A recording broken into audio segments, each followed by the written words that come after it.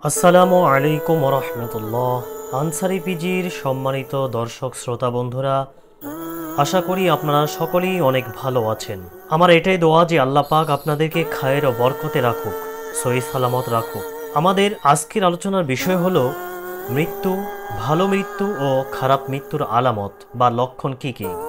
গুনাহগারের লাশ কি ভারী হয়ে যায়? এ বিষয়টি বিস্তারিত জানতে ভিডিওটি না টেনে শেষ পর্যন্ত দেখুন। মানুষ মরণশীল, আর যখন আমাদের প্রতিবেশী কিংবা কোনো আত্মীয় স্বজন মৃত্যুবরণ করেন, সেখানে গেলে আমরা নানান ধরনের কথা শুনে থাকি। অনেকে বলে এই লোকটা নেককার, কারণ তার এই আলামতগুলি দেখা যাচ্ছে।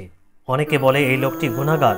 কিছু কিছু কথা যদিও ইসলাম সম্মত, কিন্তু বেশিরভাগ কথাই কল্পনাপ্রসূত, লোক মুখে শোনা কথা। আমরা যদি কোরআন হাদিস থেকে জানতে পারি কি কি চিহ্ন দেখা গেলে মানুষ নেককার হওয়া প্রমাণিত হয়, আবার কি কি চিহ্ন দেখা গেলে মানুষ গুনাহগার হওয়া প্রমাণিত হয়, তাহলে আমাদের আর মৃত ব্যক্তির ব্যাপারে ভুল ধারণা আসবে না। তাই আসুন আমরা আজ মৃত ব্যক্তির এমন সব চিহ্ন নিয়ে আলোচনা করব, যা থেকে বুঝতে পারা যায় যে মৃত লোকটি নেককার ছিল অথবা গুনাহগার ছিল। অনেকেই বলেন লাশ ভারী হয়ে গেলে লোকটি গুনাহগার হওয়ার প্রমাণ বহন করে। সে কথাটি কি ইসলাম সম্মত কিনা তাও জানবো ইনশাআল্লাহ। আশা করি এই গুরুত্বপূর্ণ ইনফরমেটিভ আলোচনাটি শেষ পর্যন্ত শুনে অনেক বড় ভুল ধারণা থেকে মুক্তি পাবেন। প্রথমত, মৃত ব্যক্তি নেককার হওয়ার লক্ষণগুলো শুনুন। রাসূল সাল্লাল্লাহু আলাইহি ওয়াসাল্লাম বলেন, আল্লাহ তাআলা যদি কোনো বান্দার কল্যাণ চান, তখন সে বান্দাকে আসাল করেন। সাহাবায়ে কেরাম জিজ্ঞেস করলেন, আসাল কি? তিনি বলেন, আল্লাহ তাআলা বান্দাকে বিশেষ একটি ভালো কাজ করার তৌফিক দান করেন এবং এই আমলের ওপর তার মৃত্যু ঘটান।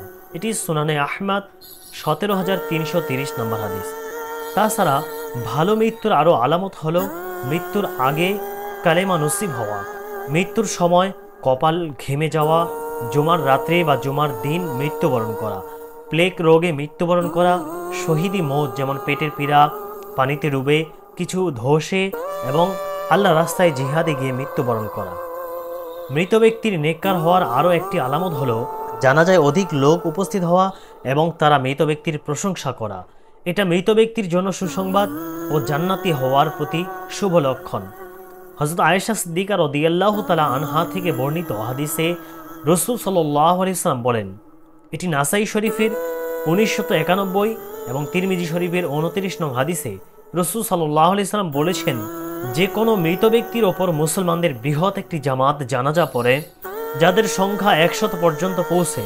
আরেক হাদিসে 40 জনের কথা আছে, আর তারাই তার জন্য সুপারিশ করে, তার প্রশংসা করে, তবে অবশ্যই তার ব্যাপারে তাদের সুপারিশ গ্রহণ করা হবে। এবার আসুন খারাপ মৃত্যুর লক্ষণগুলো জেনে নিই।